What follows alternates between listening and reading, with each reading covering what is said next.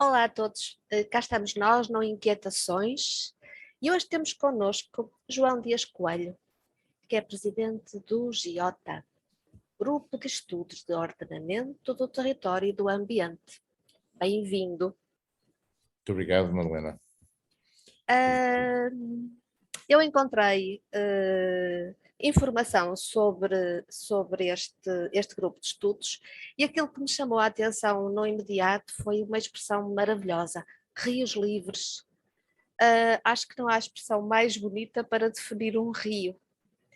E é por isso que estamos aqui, e era mais até sobre esse tema que gostaríamos de falar. Então, o que é isto do GIOTA? O que é que vocês fazem?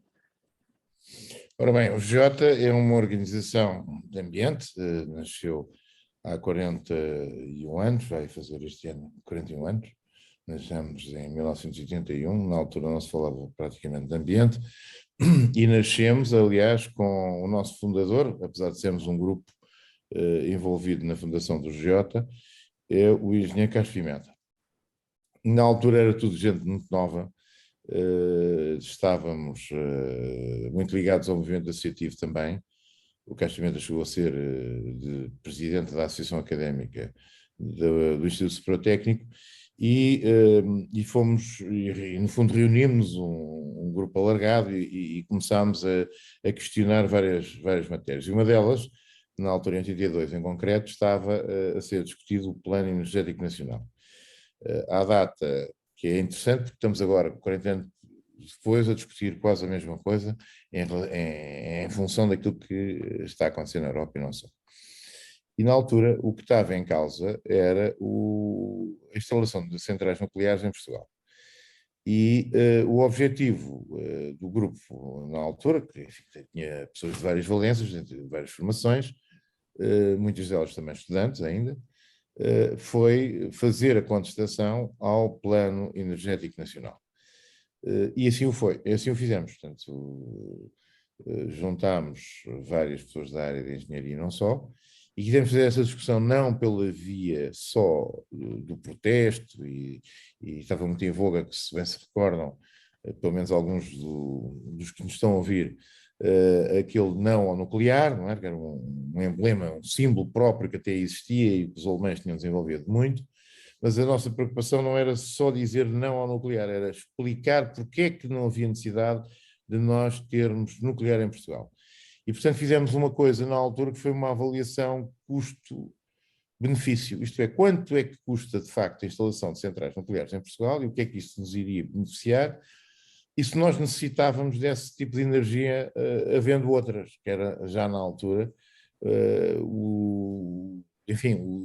o aflorar da energia renovável. Portanto, nós somos um país de sol, um país de água, de mar, de rios, de vento, porque raio é que temos que ter também o nuclear, e portanto as centrais nucleares, como sabemos, têm um custo próprio, e independentemente de serem consideradas hoje uma energia mais barata, ela de facto não o é, porque tem problemas gravíssimos em termos de manutenção, em termos de segurança, em termos do tratamento a posteriori dos resíduos e até durante o seu próprio funcionamento. Os resíduos radioativos, como sabem, internalizam-se séculos e séculos e, portanto, não têm que ser depositados, e veja-se, na altura eram depositados no fundo do mar em barris de chumbo, o que quer dizer que ao fim de algumas décadas esses barris abriam-se e, obviamente, os resíduos nucleares mantêm-se radioativos no fundo do mar.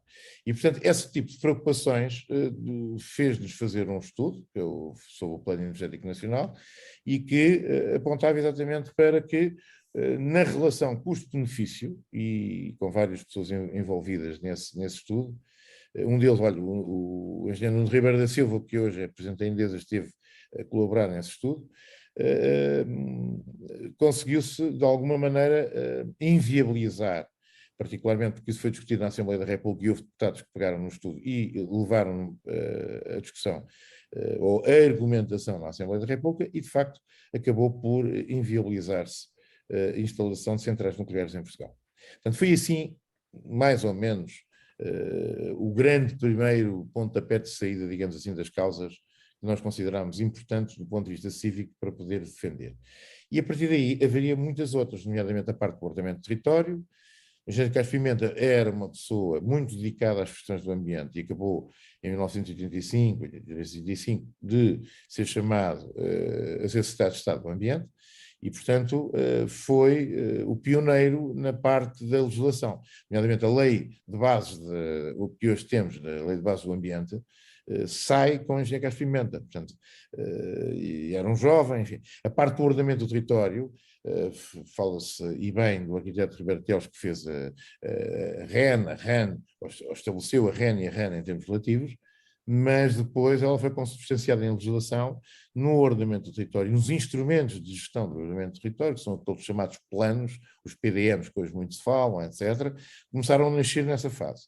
E, portanto, foi um momento muito importante para nós enquanto grupo, e por isso é que é um grupo de amigos, de cidadãos, que se juntou e que criou estudos sobre ordenamento do território e ambiente. Foi assim que ficou e não mudámos ainda a matriz e a designação e até o símbolo, que é bastante simples, como sabe.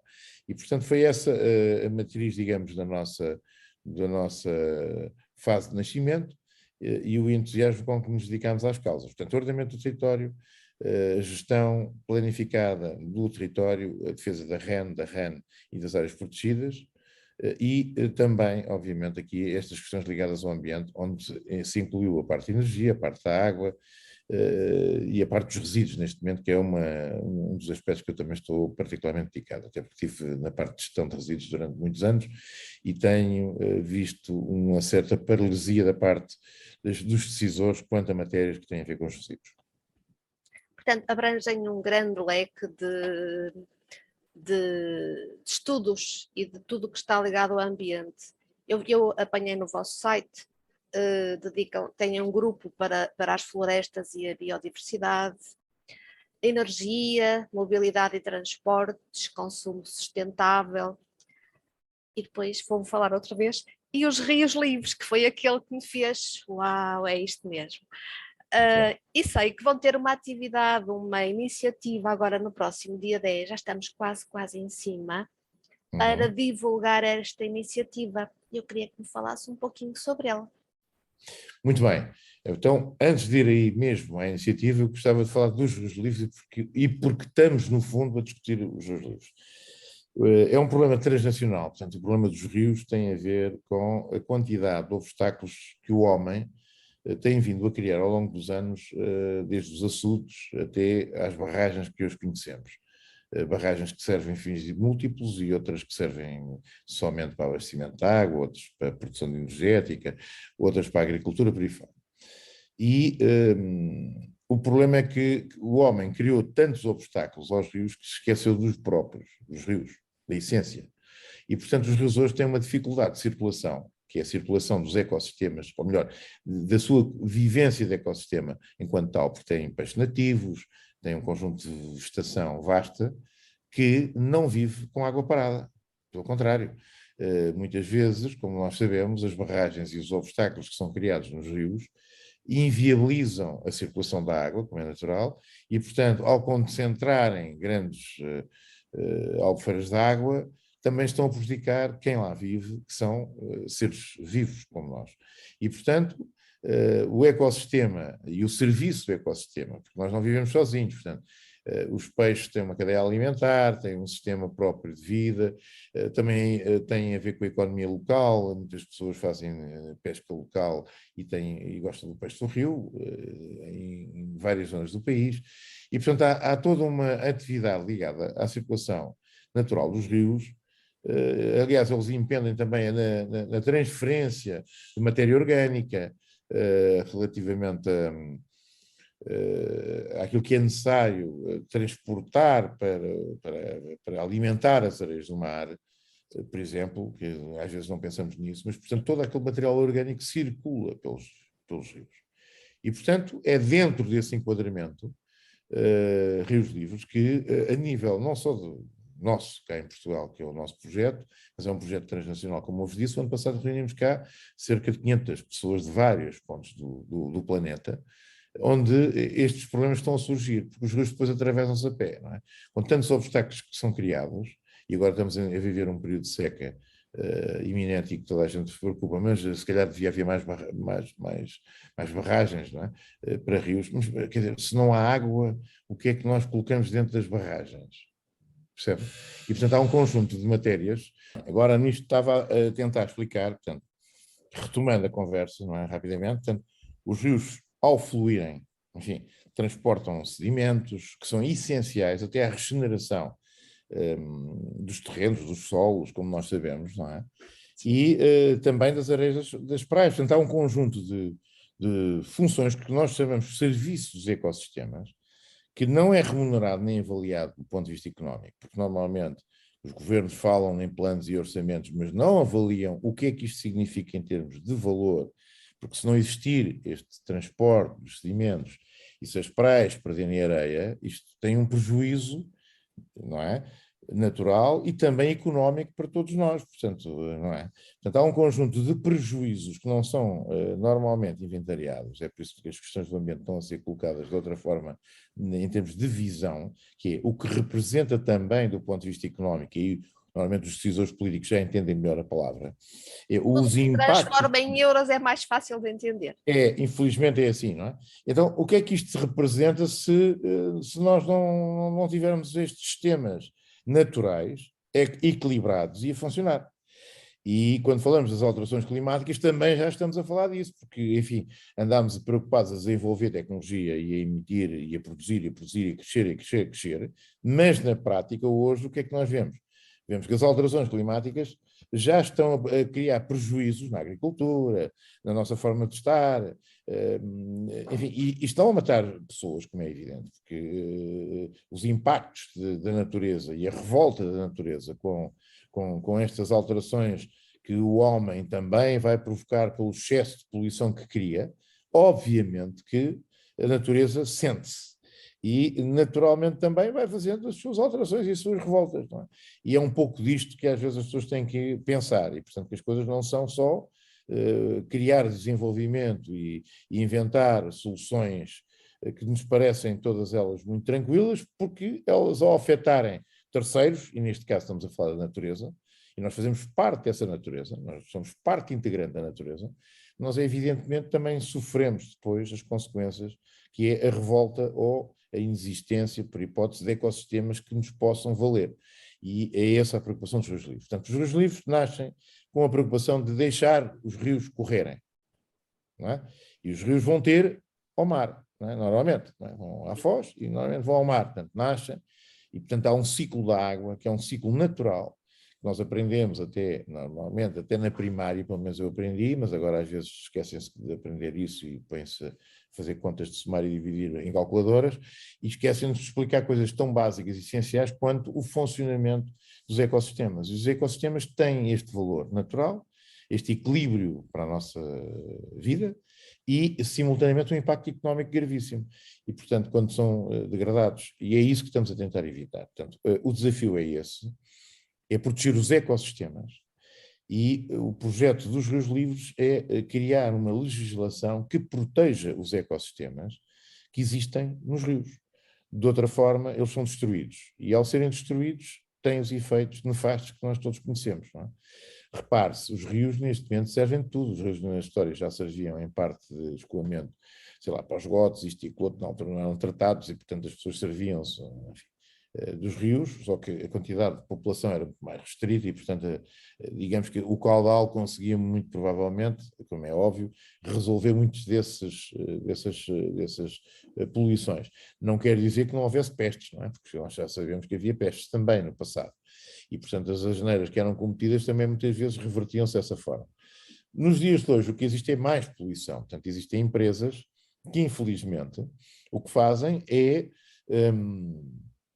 descargas ilegítimas, ilegais, para rios, não é? Que depois vão ter albufeiras, por hipótese, e temos um problema gravíssimo, que é não só própria fecho, digamos, da circulação do rio, como também a poluição que lá existe. E repare-se, e depois a seguir temos uma água que, por hipótese, é de abastecimento público.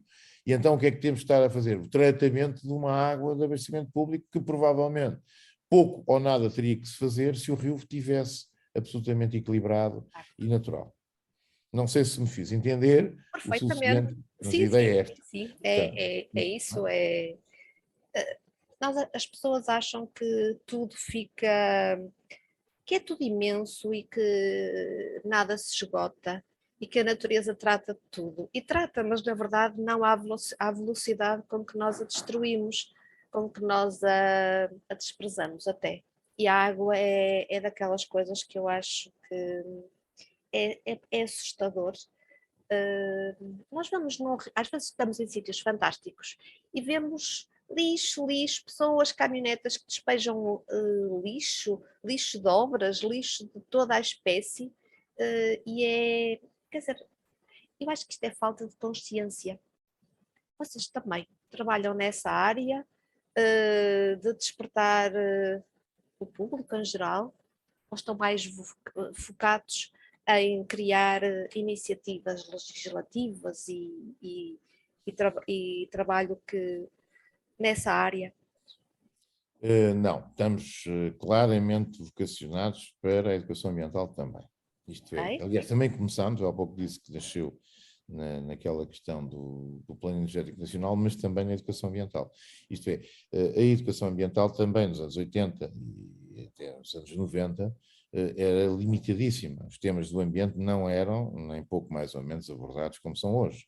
Hoje até são moda, até as empresas se dizem ambientais e que são todas verdes, quando muitas vezes isso só serve para vender produtos, não é? Sim. Bom, aliás, devia haver uma entidade reguladora que impedisse, muitas vezes, ou fiscalizasse os termos em que essa publicidade enganosa é feita.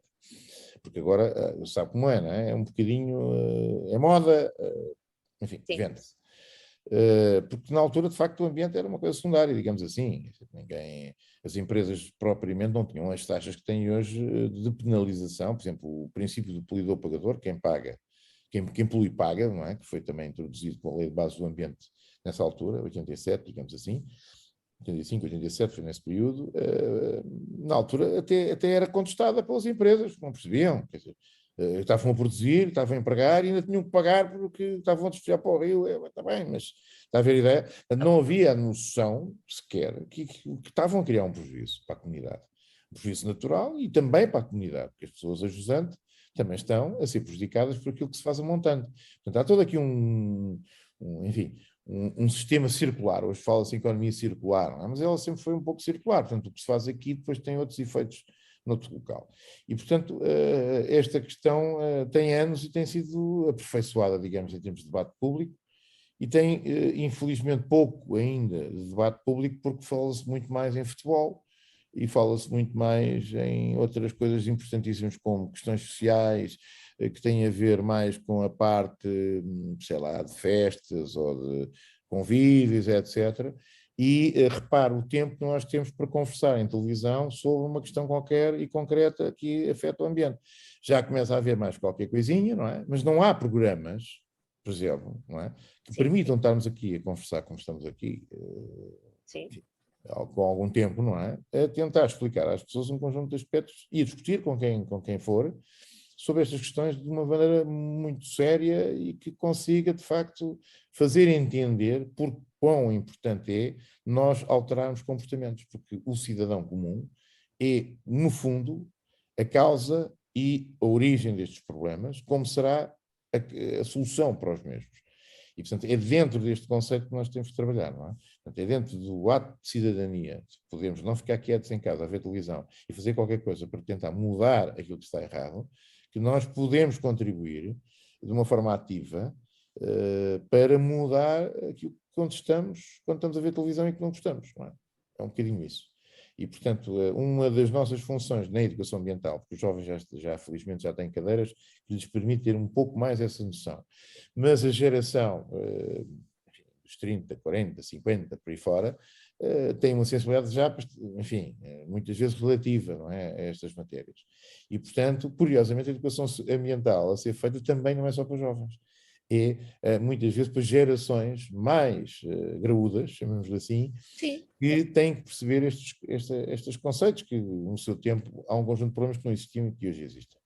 Portanto, daí nós promovêssemos, eu não me esqueci da pergunta, esta iniciativa, que é uma corrida, aliás, não é uma, são duas, uma de 10 km e outra de 5, que é mais passeio, no Jamor para, em conjunto com a Fundação Auchan, que é a entidade que, no fundo, estrutura e organiza o evento, e que se juntou, ou que nós nos juntamos, como queira, para fazermos a promoção da ILC, que esta sim é uma iniciativa legislativa de cidadãos, que a Constituição da República, em boa hora, vai tornar possível. Isto é, nós, cidadãos, independentemente dos senhores deputados que lá estão sentados e dos partidos que representam, nós, cidadãos, temos também o direito de apresentar um projeto de lei que possa ser apreciado, votado e aprovado em Assembleia da República. E isso estamos a tentar fazer. É uma iniciativa de cidadãos, tem que ser 20 mil, portanto não são assim tão poucos. Se fosse para baixar a gasolina, garanto que esta iniciativa já tinha assinaturas. Como não é para baixar a gasolina ou o gasóleo, nem é para dar 120 euros ao final do mês, nós temos que sensibilizar as pessoas do problema dos ecossistemas, o problema dos rios, porque é que os rios são livres e porque é que temos que proteger os ecossistemas fluviais, neste caso. Como os marítimos, repare, também já há, neste momento, por exemplo, os Açores têm uma zona marítima fabulosa. Não é? Antigamente havia a caça ao cachalote e à baleia, que neste momento está proibida. Bom, são ecossistemas naturais que têm um valor imenso. Não é? Agora repare, veja, antigamente diziam os pescadores, coitadinhos, não vão poder ganhar dinheiro na caça à baleia.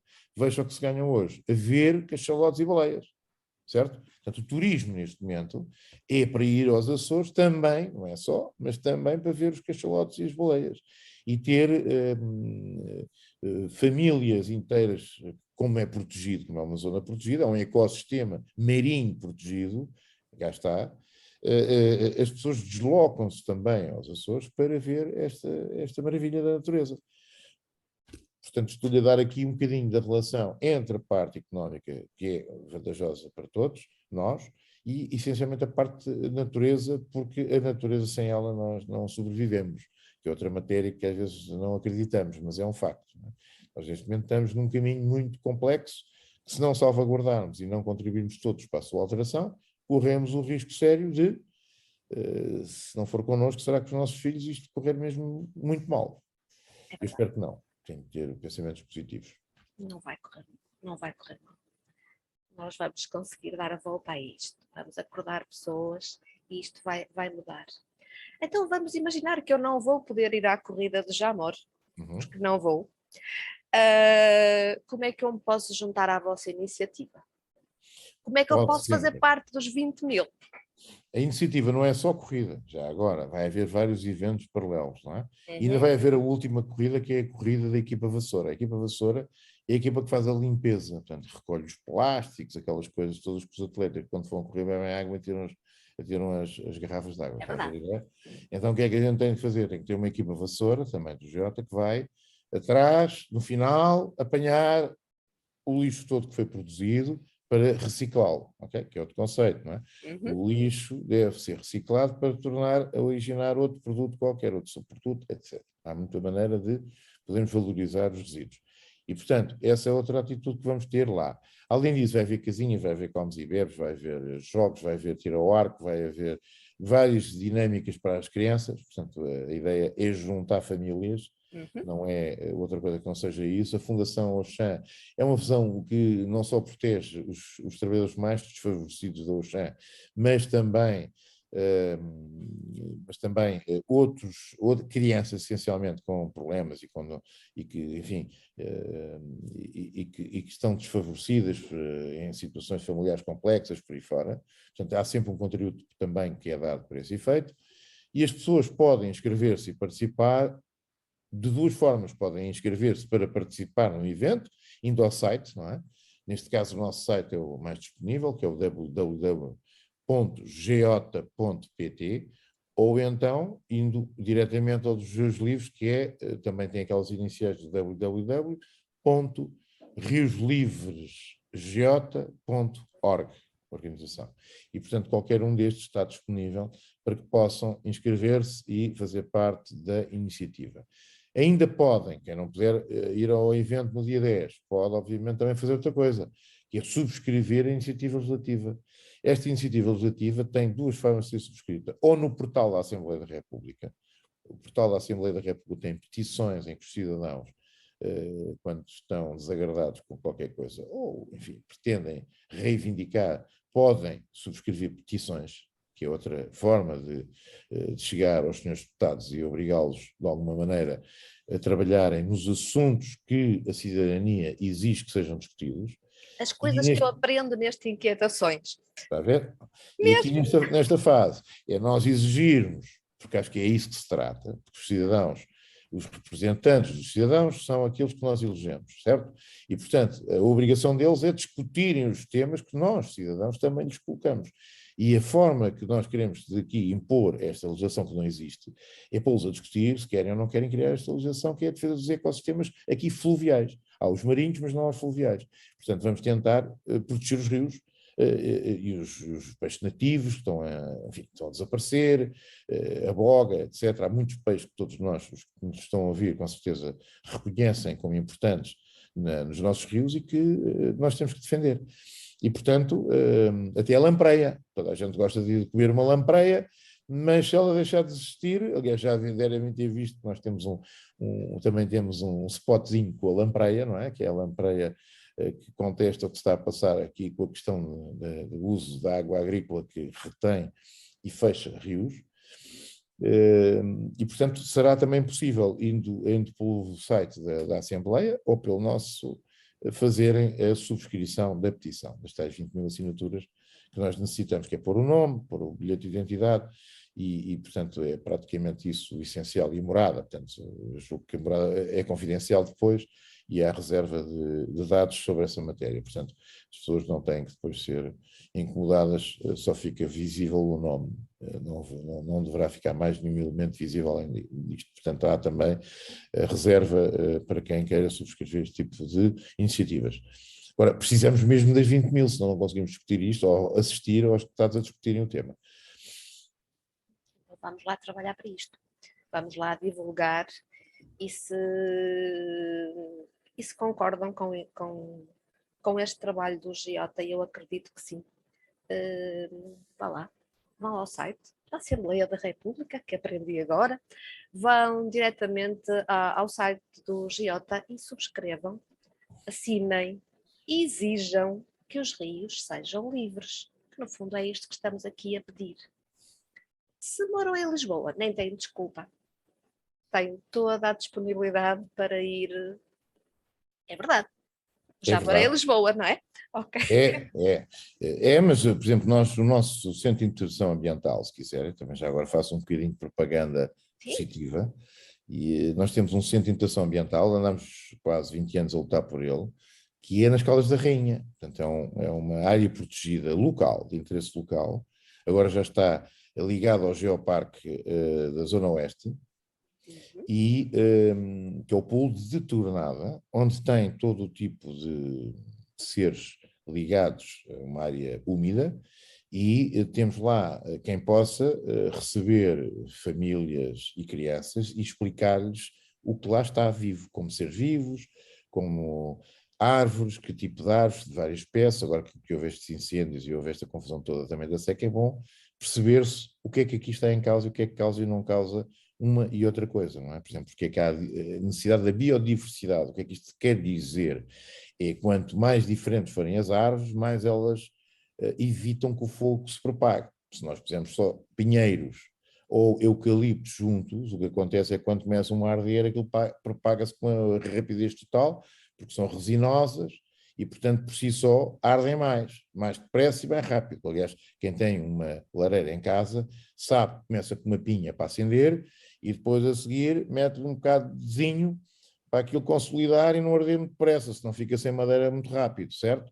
Portanto, até nesse sentido nós sabemos a diferença das madeiras, não sabemos é aplicar depois quando plantamos e abusamos, enfim, por crescimento rápido, não é? É por economia, por ganhos rápidos, lucros, que a gente quer rapidamente ter dinheiro, então mete só uma espécie que é aquela que sorve mais água e cresce mais rápido, que é o eucalipto. O eucalipto não tem culpa, não é?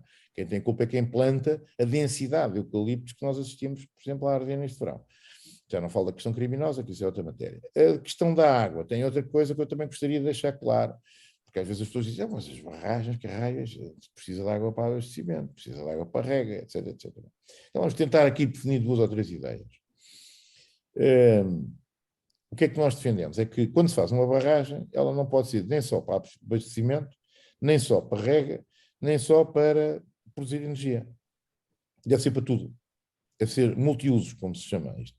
Isto é, uma barragem, já que vamos fazer um investimento que é caro, não é? São milhões e milhões, são centenas de milhões, que seja uma situação em que nós possamos criar multifunções, isto é, aproveitar o que lá está e a água que nos proporciona vários usos.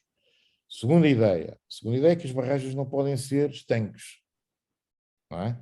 As barragens têm que fazer circular a água. E há formas de construção que já permitem que a água passe e que passe pela água as lampreias, os tolvões, está a ver a ideia? Pronto. Estou a ver, mas sei que muitas estão algumas estão construídas com o equipamento, mas ele não está a funcionar. Exatamente. Está a atingir o ponto. Não é? E outras são estudos que são feitas a nível municipal e que nem sequer sabem para que é que isso serve, ou seja, porque nem pensam no assunto. Sim. Enfim, não vamos querer que as pessoas façam isso por mal, mas fazem por ignorância que seja. E muitas vezes porque sai mais barato, não é?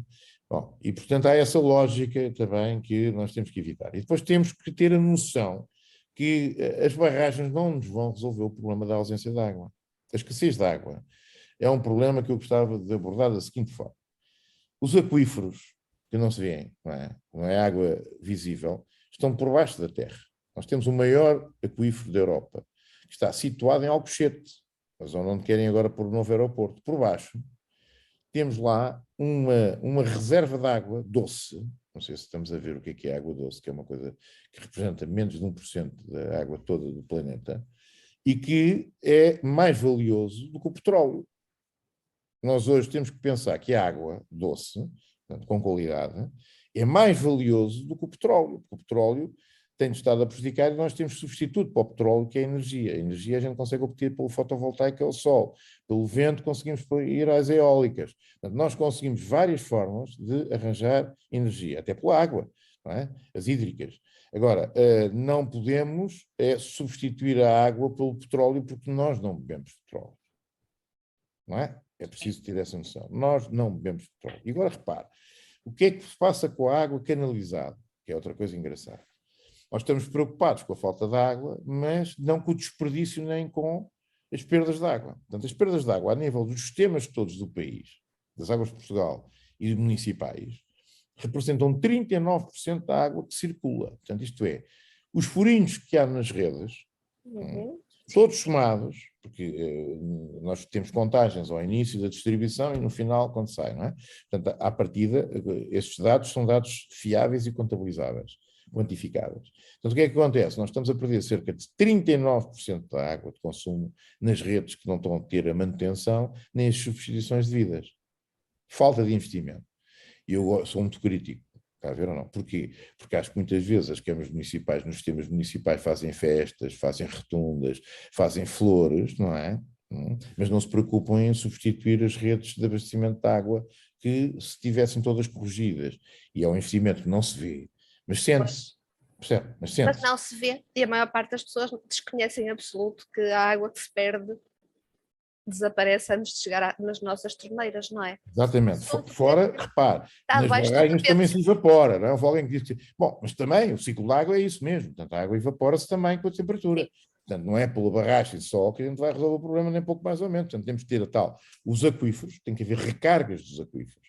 Eles têm que existir, não podemos estar a fazer furos. Está a ver, as pessoas todas fazem uma casa, depois fazem um furo, sacam de lá a água de borda, como se diz assim em português corrente. Sim. E depois a seguir querem que haja água no cano. Nas casas todas, nos centros urbanos, não há. Porquê? Porque a montante houve tantos furinhos e tantas casas a retirarem lá água, outros para rega, que depois não há, o aquífero não tem capacidade de recarga. Isto é, o período de chuvas, porque isto está tudo muito bem feito, a natureza fez isto tudo muito bem feito, isto é um período de seca, um período de chuvas, já não falo das 4 estações, porque isto às vezes baralha-se um bocado. Mas este período existe, não é? É um período de maior chuva que é aquilo que vai ao período de recarga dos aquíferos. E, portanto, nesse período, se não houver, enfim, tanta quantidade de água, a seguir, obviamente, que a seca tem que existir, porque começa a haver problemas de caudais. É óbvio que há. E, portanto, este é um dos graves problemas. Onde é que há também desperdício? Nos lavados de dentes das crianças e dos adultos, por exemplo. Torneira aberta, e a fazer a barba e a lavar os dentes, a gente deixa ir a água. E repare, toda essa água que nós estamos a deixar é desperdício puro e duro. Não serve para nada. salvo seja. Mas nós poderíamos fechar a torneira, não é? Há quem não o faça. Eu estou a dizer isto de É verdade, forma isto pedagógica, não é? sim, já é um disparate. Eu vou dizer aqui uma coisa feia. Custa-me horrores fazer uma descarga no autocolismo. Porque eu olho para ali e vejo a quantidade de água limpa que vai para o lixo e que poderia ser aproveitada com uma canalização qualquer do lavatório, da água da banheira, diretamente para abastecer os autocolismos. Ainda não percebi porque é que isso não é feito. É tão óbvio. Porque não se vê, é a Pois minha eu, resposta. Porque os decisores políticos gostam de coisas que se vejam. Não há nenhum decisor político que lhe explique assim e à população em geral: olha, eu não vou este ano fazer festas nem fogo de artifício, vou pegar neste dinheiro e vou investir na conservação da rede de esgotos, na reutilização da água de esgotos e na água que sai, não estou a dizer que são todos iguais, mas estou a falar genericamente, sim, no enfim, geral, sim. naqueles que não ligam a estas coisas como deviam. E não são só municípios, também o Estado, em termos genéricos e em termos centrais, também faz muitas vezes as geneiras, como a gente sabe. Nós temos de falar na questão das tais construções bombásticas que são as barragens, algumas delas completamente inúteis, que é o caso de Pisão, por exemplo, onde se vão gastar agora mais de 280 milhões para fazer uma barragem num sítio que vai alimentar meia dúzia de sociedades que vão fazer agricultura super intensiva. Já estou a desviar um bocadinho, mas já lá vamos, porque isso também é grave, certo? Porque tem a ver com a qualidade da comida que nós comemos e tem a ver com a degradação dos solos. Ora bem, o que é que estávamos aqui na água a falar? Portanto, o que é fundamental é que haja aquilo que acabou de dizer, uma segunda rede de água reciclada, mas que não tem que ter o mesmo nível que a água que leva flúor, que leva uma data de produtos que, enfim, nos permitem beber da torneira. E, portanto, a água da sanita, é uma água que, obviamente, não tem que ter essa qualidade, como a água de lavagem de ruas, como a água, enfim, de rega das plantas. Portanto, tudo isso pode ser que é outro caminho que ainda não está feito. Portanto, fala-se, temos é que produzir mais água. Não, a água não se produz. A água recicla-se ou reaproveita-se. Não há outra forma de resolver o problema. Portanto, não é uma construção que vai alimentar, obviamente, construções civis e uma panóplia de interesses que vai resolver o problema da qualidade da água ou da quantidade da água. Não, não vai. Percebe a ideia? Bom, a questão da agricultura é outro problema grave. Os agricultores queixam-se e querem a chamada água de borla, salvo seja. E eu não estou a falar do pequeno agricultor que tem uma horta, ou que tem, enfim, estou a falar das empresas, por exemplo, que são até espanholas, algumas delas, base financeira espanhola, que arrasaram os solos na Andaluzia, fizeram super intensivo, portanto, aquelas plantações tão intensas, tão próximas umas das outras, aquilo vai-se lá e as plantinhas, coitadinhas, têm que produzir em 5 anos aquilo que normalmente uma oliveira produz em 20 ou em 15. É evidente que o azeite nunca vai ser igual, certo? Não pode. Não pode ser igual. A qualidade da comida, não é? Se estiver cheio de fertilizantes e alguns que servem para matar tudo o que é bichinho, e depois levam-nos a fruta a ficar muito redondinha e bonita, não quer dizer que ela seja boa. E se estiver cheia de contaminações, ou de contaminantes, ou de produtos que não devem vir para o nosso organismo, o que acontece é que nós a seguir temos problemas no nosso organismo e vamos tratá-los nos hospitais. E, portanto, o dinheiro circula outra vez. Portanto, isto é, não se gasta onde se deve, vai-se gastar nos hospitais e vamos dizer que o Serviço Nacional de Saúde está a funcionar mal. Percebe a ideia? Percebo. Pronto. E, portanto, se nós tivéssemos a comida com mais qualidade, teríamos um organismo mais reforçado, os miúdos andavam, enfim, não era só aquela aparência do McDonald's de ficar gordinho, mas pelo contrário, se calhar era a alimentação mediterrânica típica, com um bom azeite, com uma boa batata, com um bom peixe, e a coisa resolvia-se de outra maneira. Isto é, a prazo, tínhamos muitíssimo menos problemas de saúde e muitíssimo menos custos para todos nós, quer em sofrimento, quer em custos económicos. Eu gosto de aliar sempre as duas coisas, porque os custos económicos os políticos normalmente percebem. O sofrimento, não sei se percebem. Uns percebem, outros estão-se nas tintas, desculpa a expressão, porque parece-me que estão com a visão tão fechada nos ciclos eleitorais que não percebem que, enfim, depois de se ir embora, continua a haver vida, continua a haver pessoas e continua a haver problemas. E, portanto, alguém tem que resolver aquilo que não foi resolvido ou aquilo que deixaram por resolver ou para resolver, conforme os casos. Pois, era isso que eu ia dizer. Isso nunca chega a ser um projeto para um governo, porque Não. eles estão sempre focados naquilo que vai acontecer e mostrar trabalho naquele período em que estão lá. Quem vier a seguir tem que se desenrascar. E, eventualmente, quem chega vai com muito boa intenção, mas volta a fazer. Este é um processo contínuo. Ninguém consegue estar num governo a pensar a longo prazo, porque isso não dá dinheiro imediato, não dá soluções imediatas. As soluções que estamos aqui a falar não surgem num período, num mandato. Por isso Não. é que nunca são postas sequer em consideração. Well, o problema é que às vezes os mandatos até são mais prolongados, mas as soluções continuam sem aparecer.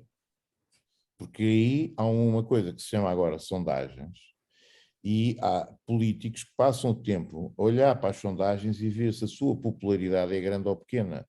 E repare, se eu fizer uma festa aqui e oferecer a festa ao povo, falando assim de forma aberta, as pessoas ficam contentes, fez uma festa e lembram-se da festa.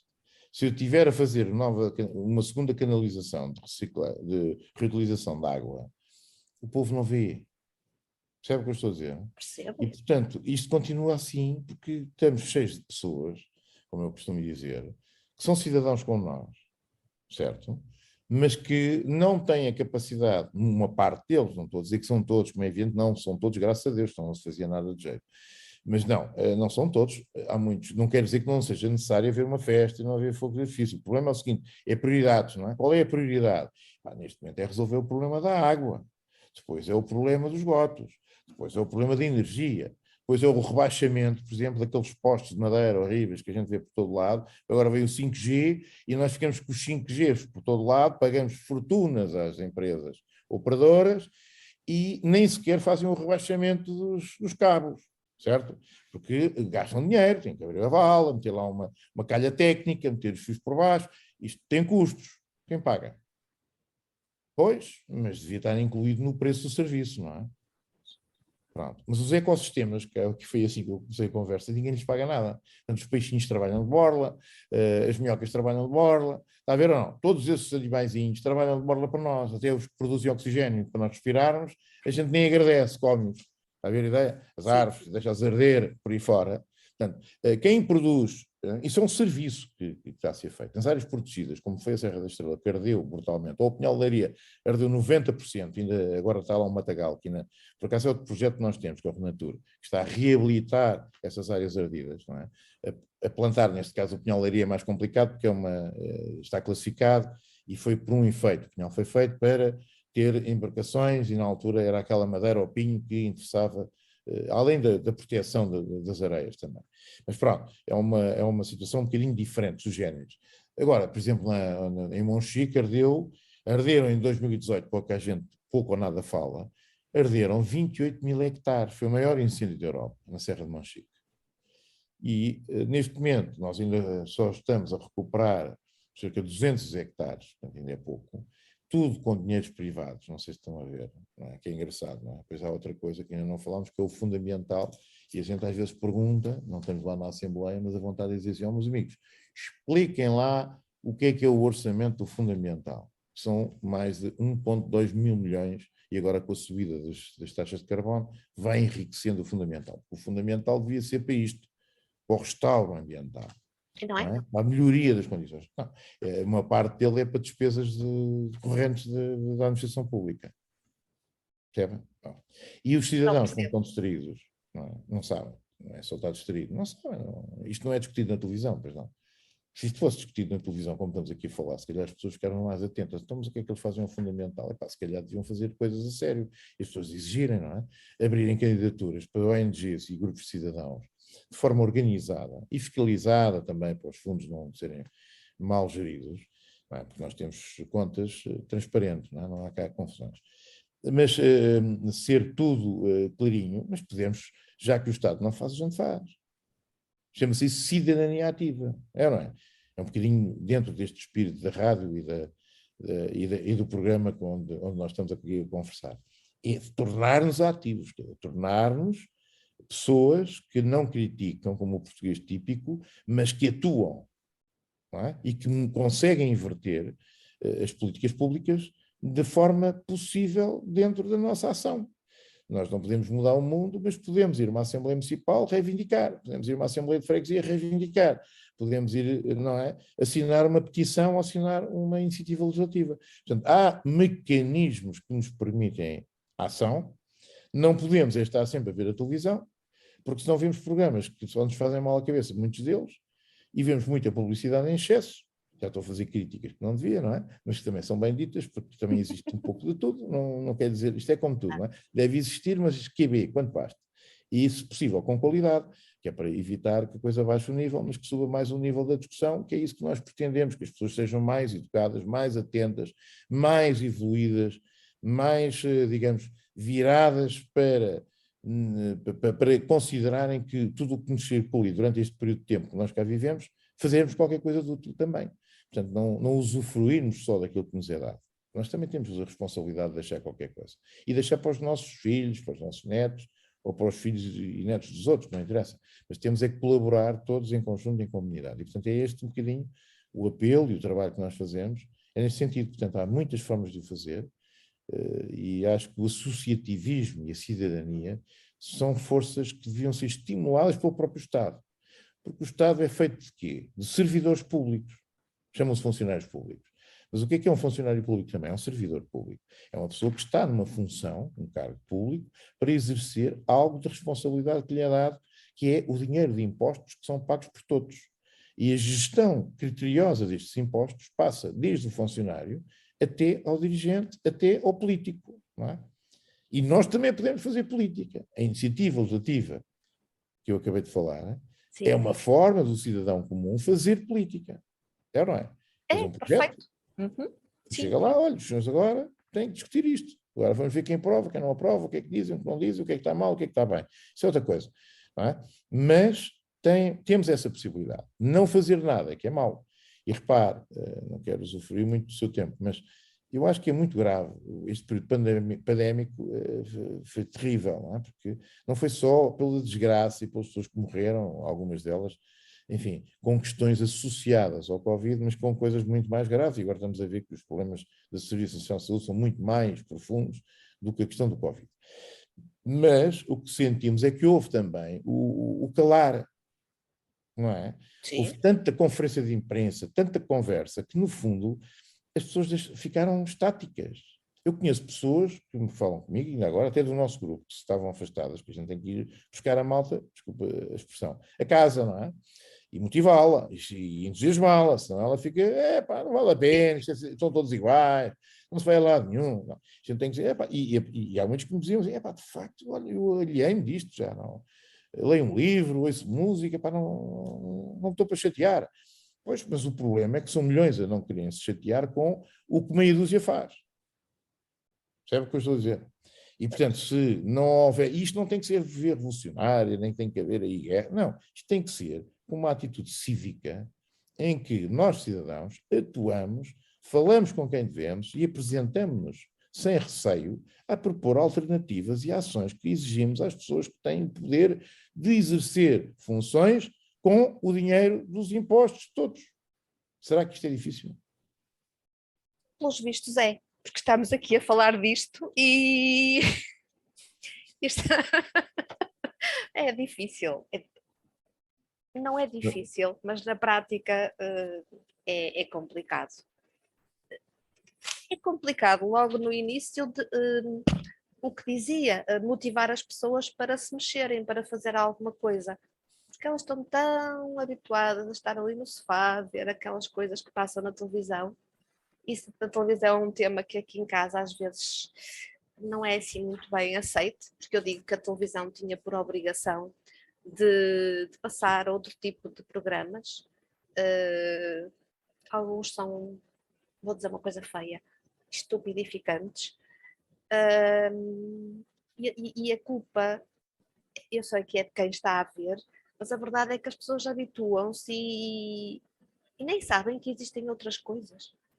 O que isso é que é mais triste, é que as pessoas nem sabem que existem alternativas. Está tudo assim, sempre em frente, assim, não, e ninguém vê mais nada. E ninguém vê mais nada.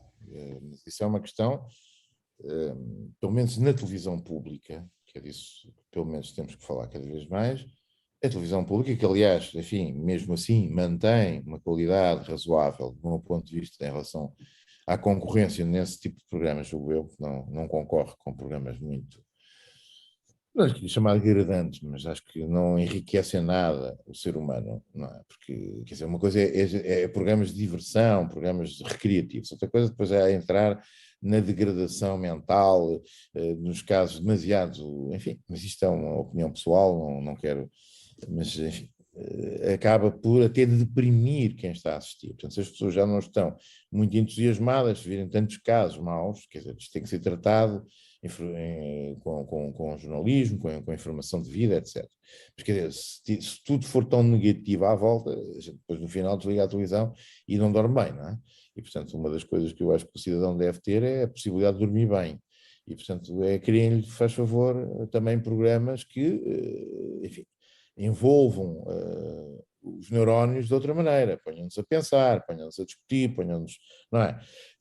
E, portanto, esses programas que podem ter várias vertentes e podem ser dinâmicos, não têm que ser chatos, como se calhar o nosso está a ser e eu. Mas é importante, está a perceber, para que as pessoas possam, de alguma maneira, ir buscar conteúdos que lhe enriqueçam a alma e o espírito, não é? Porque senão a coisa também, não quer dizer que não haja dos outros, mas calma, tenham algum bom senso, digo eu, nos dias que correm, que isto é... E depois é massacrante, sabe? Às vezes é até esgotar, não é? Pega-se num tema e é até esgotar, até cansar mesmo, porque enquanto houver audiência, é os shares, não é? É a mesma coisa que eu há pouco falava do cidadão, que é decisor político e está a ver a sondagem. E na televisão é a mesma coisa, olha, tal, vamos lá ver, enquanto estiver a dar, desculpa a expressão, o programa continua. Mas agora, de repente, abruptamente caiu, então fecha. E às vezes até são capazes de correr com alguém a meio da entrevista, que eu qualquer dia corro o risco que não aconteça, não é, Madalena? Acho que não. Eu acho que um dia vamos ter um canal que se chama Boas Notícias, porque, por exemplo, no verão, eu pouca televisão vejo. Não consigo. Mas quando passamos por algum lado e vemos uma televisão ligada, no verão é incêndios, a desgraça dos incêndios, a desgraça dos incêndios. E é, com todo respeito, isso é verdade, é uma desgraça. Mas era muito mais interessante se, a par da desgraça, se mostrassem quais são as soluções, que mostrassem as boas soluções, que tivesse o mesmo tempo de antena a desgraça e a solução. Por isso é que eu digo que temos que criar um canal das boas notícias, onde aquilo tudo que é bem feito, em vez de estarmos só a mostrar o que é mau, o que é mau, o que é mau, pudéssemos mostrar soluções. Olha, isto dá para fazer desta maneira, isto funciona, isto é fantástico. Eu acho que um dia vamos ter uma televisão assim. Ainda não desisti de sonhar com isto. Eu julgo que sim, estamos a tempo de criar até. Já estou aqui a fazer um desafio para a rádio se tornar qualquer dia televisiva, de alguma maneira, porque cada vez mais é necessário ver programas em que as redes sociais funcionem com qualidade e que nós possamos conversar todos, não é? De uma forma mais alargada, porque as pessoas carecem um pouco deste tipo de programas diferentes e de alternativas. No fundo é isso, é ser alternativo. E repare, os jovens bebem tudo o que lhes dão, não é? Que é a esponja. Muitas vezes eles próprios não escolhem, porque ainda dizem, o adulto pode mudar o canal, está bem, e o jovem? Pode, não é? Se lhe puserem um programa qualquer, chato, até dizer chega, mas que ele tem gramado, desculpa a expressão, que é um termo popular, mas que não tem hipótese, não é? Tem que assistir até ao fim. E depois vai bebendo aquela esponja, vai assimilando, e depois um dia é um adulto igual ao anterior, porque não conseguiu evoluir nem mudar, não é? Não teve oportunidade, ninguém lhe proporcionou essa oportunidade. E, portanto, nós temos que ter uma noção equilibrada do que é que são as liberdades e os direitos de cada um de nós. Portanto, nós temos que lesar, ou melhor, temos que proteger e estar atentos a esses direitos, porque são direitos mesmo, não é?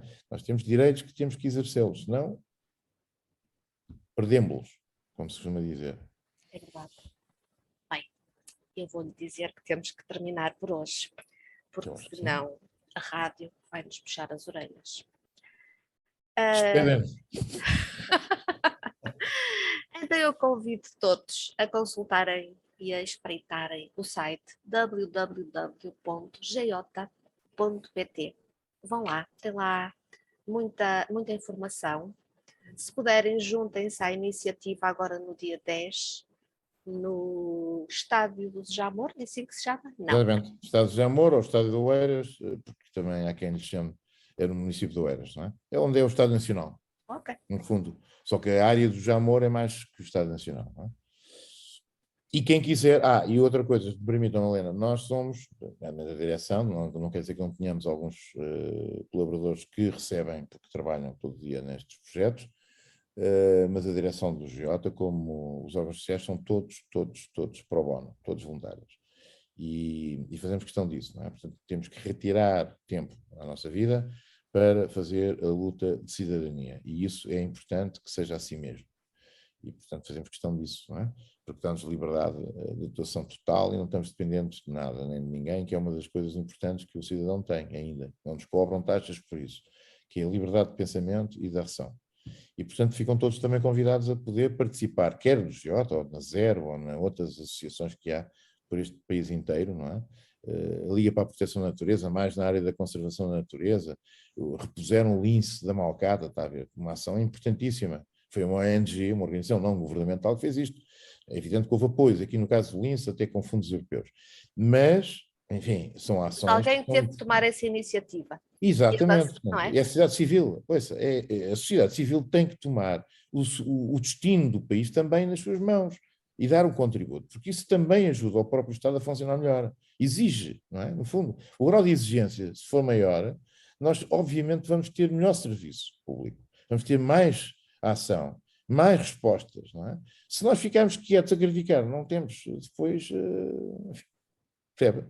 Portanto, eu acho que é muito importante a quem nos ouve e quem nos vê que perceba que não basta muitas vezes estarmos chateados com a vida ou tristes com o que acontece. Nós temos que mudar o que está a acontecer.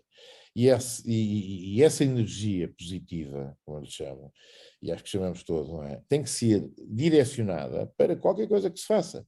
E envolvemos a família, envolvemos os mais novos, até darmos o exemplo aos jovens do que é que se pode fazer e se deve fazer. E esse é um dos papéis, um papel que nos cabe a todos nós de também colaborar e de empenhar. Os jovens aparecem muitas vezes já com iniciativas próprias, e é verdade, e até constituem grupos, o que é bom, o que é positivo, mas eu acho que é sempre bom uma ação intergeracional.